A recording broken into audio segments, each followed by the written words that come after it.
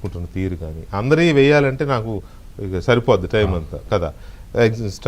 శాంపిల్గా పేరు నాని ఆయనైతే వెంటగిట్టు చూపిస్తున్నాడు, వచ్చు అని చూపిస్తున్నాడు. నేను ఈ పదం వాడడానికి నేనేమి ఇదే అవ్వట్లా, ఎందుకంటే అది వాళ్ళు ఒరిజినాలిటీ తెలియాలి కాబట్టి. సో మీ అనాలిసిస్ ఏంటి వీళ్ళ? అంటే ఎవరైనా సరే అంటే తప్పు చేస్తే కొంచెం సిగ్గుపడతారు, నోరు జారితే పశ్చాత్తాపడతారు, వెనక్కి తీసుకుంటారు. ఈ రెండు లక్షణాలు కూడా లేకుండా ఎదురుదాడి చేయటం అనేది అది it is a brand, YCP brand. తప్పు చేసేది వాళ్ళే, బూతులు తిట్టేది వాళ్ళే. ఇప్పుడు పేరుని నాని ఏమంటాడంటే అరెస్ట్ చేయి, ఎన్ని పోలీస్ స్టేషన్లు తిప్పుతావు తిప్పు అంటాడు. పోలీస్ స్టేషన్లు ఇప్పుడు అరెస్ట్ చేయంగానే అమర్నాథ్ అక్రమ అరెస్టుకు 1వ రోజు, అక్రమ అరెస్టు 2వ రోజు అని సిరీస్ వేస్తారు. ఈవీఎంలు బద్దలు కొట్టిన పిన్నెల్లి రామకృష్ణారెడ్డిని అక్రమ అరెస్టే, నీకు గనులు కొల్లగొట్టిన కాకాని గోవర్ధన్ రెడ్డిది అక్రమ అరెస్టే. ఏదైనా సరే అక్రమ అరెస్టుకు 91వ రోజు, 92వ రోజు అని వేసుకుంటూ ఉంటారనమాట. అంటే వాళ్ళకి ఎంత ఎవడన్నా చూసిన వాడు ఏమన్నా అనుకుంటాడేమో, ఇది అక్రమ అరెస్టు. హైకోర్టు, సుప్రీంకోర్టు ఆదేశాలతోటి అరెస్ట్ జరిగినా కానీ అక్రమ అరెస్ట్ అంటారు. అసలు అటువంటిది ఏ కోశానా లేని వ్యక్తులు ఎవరంటే వైసీపీ వాళ్ళు. పేరు నాని ఇన్ని మాటలు చెప్తున్నాడు కదా, ఆయన భవిష్యత్తు ఏంటో ఆయనకు తెలుసా? అందుకే ఇటు మాట్లాడుతున్నాడు, భవిష్యత్తు మాట్లాడుతున్నాడు, మళ్ళీ వెనకబడిపోతానే. పేరుని నానికి ఏదైనా భవిష్యత్తు ఉన్నదా? పేరుని నాని ఏదన్నా అంటే మళ్ళీ టికెట్ జగన్మోహన్ రెడ్డి ఇస్తాడా? ఇస్తే పోటీ చేస్తాడా? వద్దన్నాడు. నేను చేయను, మా అబ్బాయికి టికెట్ అంటే గెలవని తెలుసు కాబట్టి వద్దన్నాడు. ఏదైనా కొడుకును ఓడగొట్టుకుంటాడా ఏంటి? మరి ఇప్పుడు ఏం చేస్తాడు? ఇంక వేరే ఆప్షన్ లేదు కదా. అందుకని అంటే పేరుని నాని భవిష్యత్తే పేరుని నానికి తెలియదు. ఆయన వచ్చి అమర్నాథ్ని చాలా చాలా గొప్పగా చెప్తున్నాడు. ఇక రాబోయే రోజుల్లో ఇంకా ముఖ్యమంత్రి ఆయన అన్నట్టుగా చెప్తూ ఉన్నాడు. అవును, అంటే భవిష్యత్తు గవర్నమెంట్లో చాలా పెద్ద నాయకుడిని చేస్తున్నారని అన్నాడు. అసలు రాజకీయాలు దిగజారిపోయినాయి అంటారు, కానీ ఇది దిగజారిపోవటం కాదు, ఇది మొత్తం పాతాళంలో టచ్ చేసి రావడం. అటువంటి దారుణమైన పరిస్థితుల్ని కల్పిస్తూ ఉన్నారు.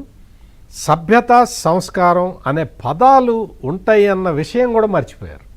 వాళ్ళ డిక్షనరీలో లేవేమో, అట్లా ఉన్నది. నిజంగా ఒక గవర్నమెంట్ కూడా చాలా సీరియస్గా ఇటువంటి వాటిని కంట్రోల్ చేయాలి. ఎందుకంటే మీకు ఈ సభ్యత, సంస్కారం ఇవన్నీ ఒక తరం మర్చిపోతే నెక్స్ట్ తరాన్ని మనం అది లేదు, ఆల్రెడీ సగం మర్చిపోయారు కదా సార్. ఎగ్జాక్ట్లీ, సగం మర్చిపోయారు. మీకు రప్పాలే కనపడుతున్నాయి ఎక్కడ చూసినా దీన్ని జిందాబాద్లు జైలు కనపడలే, ఇప్పుడు అంతా రప్పాలే కనపడుతున్నాయి. ఎందుకు ఇక్కడ మనం ఇవి కనుక వాళ్ళు ఏదో ప్రచారం చేస్తారు, అక్రమ అరెస్టులు అని, నిర్బంధం అని ప్రచారం చేస్తారు అని వెరపుతోటి వీళ్ళని ఇటువంటి ఎలిమెంట్స్ని అరెస్ట్ చెయ్యకపోతే సమాజం టోటల్గా సమాజాన్ని కంట్రోల్ చేయటం కష్టం అవుతుంది. అందుకని అరెస్ట్ మీరు ఏమీ చేయట్లేదు, చాలామందిని మీరు వదిలేస్తున్నారు. వాళ్ళు ఏమైనా ఊరుకుంటున్నారా? అక్రమ అరెస్టులనే అంటున్నారు. మీరు ఏమి యాక్షన్ తీసుకోకపోయినా మీరు చంద్రబాబు నాయుడు చాలా దౌర్జన్యకర పాలన చేస్తున్నాడనే చెప్తూ ఉన్నారు. అవును, లోకేష్ రెడ్ బుక్ రాజ్యాంగం అనే చెబుతూ ఉన్నారు. ఏది కోర్టు ఆదేశాల ప్రకారం అంటే ప్రతి మనిషిని అంటే వైసీపీకి సంబంధించిన అక్రమాలు చేసిన ప్రతి వ్యక్తి కూడా కోర్టుకు వెళ్ళి అక్కడ యాంటిసిపేటరీ బెయిల్ రాకపోతేనే అరెస్ట్ చేశారు తప్ప గోడలు దూకెళ్ళి తలుపులు బద్దలు కొట్టెళ్ళి అవన్నీ ఇప్పటివరకు అరెస్ట్ చేయలేదు. అయినా సరే కూటమి ప్రభుత్వం బ్లేమ్ తీసుకుంటున్నాయి. కూటమి ప్రభుత్వం చాలా ఉదారంగా వాళ్ళకి యాంటిసిపేటరీ బెయిల్కి వెళ్ళే అవకాశం కల్పిస్తుంది. వాళ్ళు ఎక్కడున్నారో తెలిసినా కూడా ఇన్ టైంలో తీసుకురాకుండా వాళ్ళకి ఫ్లెక్సిబుల్ టైం కూడా ఇస్తున్నారు. అయినా కూడా పాపం మరి ఇంత చేస్తున్నా కానీ మీ బ్లేమ్ మీకే చేయమన్నాడు. చేయమన్నాడండి. అందుకనే ఇప్పుడు మీ గవర్నమెంట్ కూడా ఇటువంటి భేషజాలు ఇటువంటివన్నీ పక్కన పెట్టి మీరు స్ట్రింజెంట్ యాక్షన్ తీసుకోవాలి.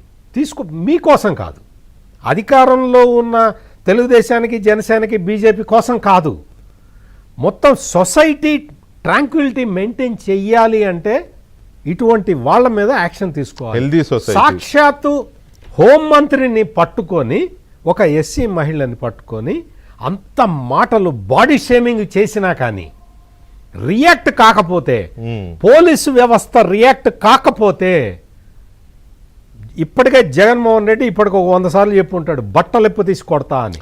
పైగా హోంమంత్రి బట్టలిప్ప తీసి కొడతా అని చెప్పి ప్రతి వైసీపీలో ఉన్న ప్రతి నాయకుడు పోలీసుల్ని హెచ్చరిస్తూనే ఉన్నాడు. అసలు ఒకటి కాదు, రెండు కాదు, అంటే ఇంత విచ్చలవిడిగా ప్రవర్తిస్తున్నా కానీ పోలీసులకు కూడా నేను ఐఎమ్ రిక్వెస్టింగ్ పోలీస్, వాళ్ళు ఇదేదో పొలిటికల్ గేమ్ అని చెప్పి వదిలేయటానికి వీల్లేదు. ఇది సమాజం సభ్యతకి సంబంధించిన విషయం. అందుకని పోలీసులు కూడా వాళ్ళు ఇదేదో రాజకీయ నాయకులు వాళ్ళు వీళ్ళు మాట్లాడుకుంటున్నారు అనేది చూడొద్దు దయచేసి. పోలీసులు కూడా స్ట్రింజెంట్ యాక్షన్ ఈ రోజున హోంమంత్రినే వాళ్ళు అంత మాట అన్నారు అంటే, పోలీసుల్ని ఆఫీసర్లని పేరు పెట్టి పిలిచి పేరు పెట్టి బట్టలు తీసి కొడతా అని చెప్తున్నారు అంటే, మరి వ్యవస్థని ఏం చేయాలి? పోలీసు వ్యవస్థ ఎటువంటి యాక్షన్ తీసుకోవాలో మరి పోలీసులే నిర్ణయించు. రైట్. బాలకోటయ్య గారు నమస్కారం.